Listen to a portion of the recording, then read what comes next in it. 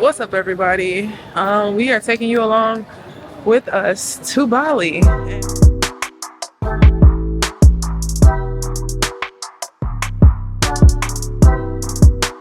we actually made it to Bali not too long ago. We just made it through customs, made it through immigration. I was able to go through immigration super fast. Natalie had a few hiccups, but we're finally through. And we are in Bali for a 7-day retreat. There's gonna be, yes, this is our first retreat that we're attending as guests, and 19 or 20 other Black women are joining us for just this beautiful time here in Bali. So we're gonna take you along. Today was travel day. We didn't really record a lot of travel things, but we just wanted to bring you along for the rest of the 7 days. So, all right, stay tuned.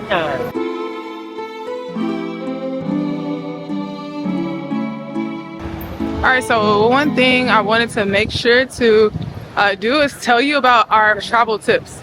One travel tip is when you arrive in a country, never ever get stopped by one of the taxi drivers, because they're going to charge you about 3 times the price. Exuberant amount. Yes, but what I love about Bali is you see how calm these people are. They're just sitting there waiting for their people, waiting for the people that they're waiting for. But then here are a few other people that's waving us down saying, hey, taxi, taxi, do you need a taxi? And these are like the third party, kind of like self-employed people that kind of do it themselves. But what I love is that they're calm. When you arrive in Mexico, them people are like in your face, overwhelming, screaming, do you need a taxi? See, he was so nice. Yeah. You missed it, but hold on, let me see. He was showing me his ID. He's like, look, I'm a taxi driver. Yeah. Can you taxi? He was so nice too. He asked her if she needed a taxi, and she was like, no. And he just said, okay, thank you, and he walked away. So that's one thing. Never stop and get a taxi from the front. So we're meeting our other compadres, people meeting for the first time. So we're gonna say hello. Hello, ladies. Oh, hello. Okay. How you feel? It feels more humid here than it does in Thailand. It does. I'm like, thankfully I got my fan, my big old black fan. Hot. Yeah, you glistening.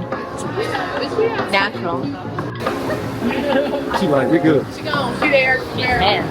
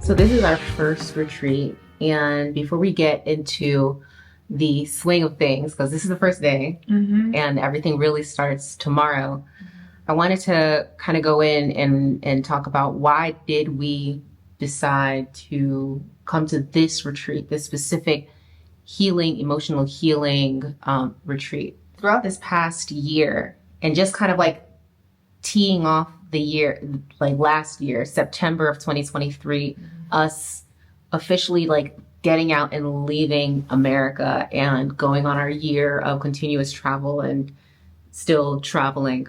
There were so many things that for me began coming to the surface, including learning and implementing boundaries for myself.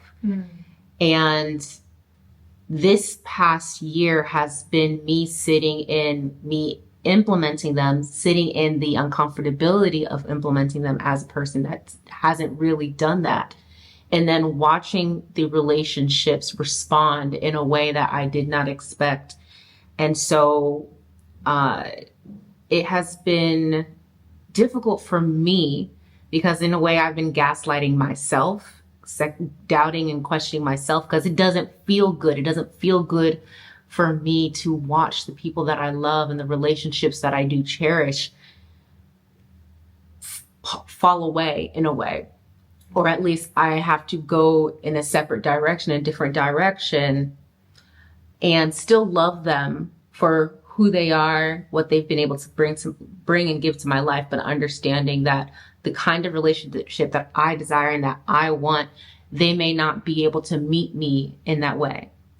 And so I've been this past year faced with going through that.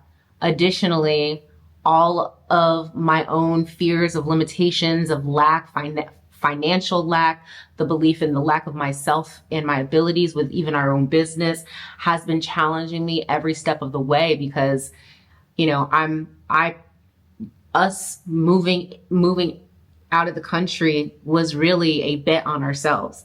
Like, we can do this. We're going to make it happen. We don't have no jobs. We're going to put everything in ourselves and in our business. And it's been a roller coaster of emotions for me. And so it feels like it's been a shedding. It feels like it's been a shedding of all of these things. And then when I've been following Purposefully Zenny for a while, and when I saw she announced her retreat, it just kept on coming to mind. Like it was just something compelled me and something connected me to the retreat. But I was always like, I don't know if I have enough money, the idea of less. She was talking about the mother wound. Okay, yeah. Releasing and connecting to that mother wound so you can manifest and birth the life that you're meant to live fully. And that was compelling because I knew that mother wound was showing up a lot in my heart, my stomach, like my back. Like one day I had actually surprised you with it was like a woman's circle that Zenny was hosting, and we were on there for 3 hours. I think that was the impression that was left was that that's the facilitator that we trust. Mm-hmm. And there is knowledge there. There's just this energy that aligns when you know that another person has gone through what you are currently going through. Mm-hmm. And I think for the both of us, that's where it clicked, that not only is this person doing a retreat for things that we need, but the person feels aligned to this work. And then therefore we feel like we can trust and feel safe and comfortable in the space that they provide, in the safe space that they provide. When you say shedding, one of the things that we've shedded and that we're still shedding is this place of lack, this belief of lack. And one of the themes of this retreat is to break through scarcity, the belief of scarcity, that it's not enough, that things out there that we need is going to run out, and that we don't have enough to go. That we don't have enough to go and get what we need to get, and that we aren't enough to attract the things that we need in our lives. And that completely is untrue. Mm-hmm. It's untrue for all of us, every single person. And so when we said, universe, I want to go to this retreat, I realized that is the language that the universe speaks in. It's not verbal with the universe. The universe is like, you say you want it, but the universe don't even know that you want it until you make actions towards it, until you make steps, many giant, medium steps towards it. And so when we made a step towards it and said, universe, we want it, and we made that transaction, it's kind of like everything else just started aligning. Everything aligned, and it's too much to tell you all the breadcrumbs that align, but I could tell you why I chose to come to this retreat. I chose to come to this retreat because it is a continuation of my journey already. Yes, the universe hears your actions, meaning like just make a step towards it and we can do the rest. But no, I'm thinking that I need to do as in be productive. I didn't feel good in my body if I wasn't being productive, that I felt like I had to continue posting, and I thought I had to beat the algorithm, and I thought I had to write all these types of books. And although that's a part of it, I just really sat in the place of I am enough whether I'm doing or not. When you know you're enough, you start acting like you're enough and you start embodying like you are enough. And that's what this retreat is for me, is that Zenny, for me, embodies that she's enough. And so that in me was attracted to that. Like, I no longer be like, oh, I don't like that part of myself. I need to work, and do, and fix. I now say, oh, that's me.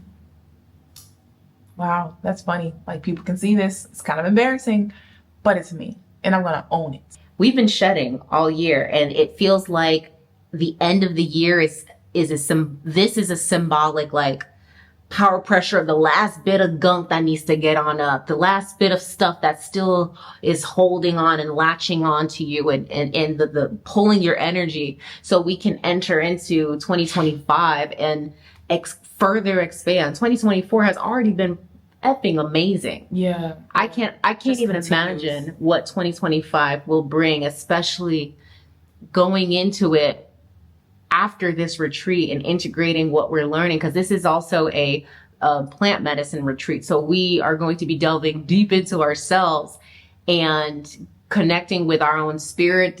I don't know what it's going to entail. So yeah, the plant medicine that's being offered here is mushrooms, so psilocybin,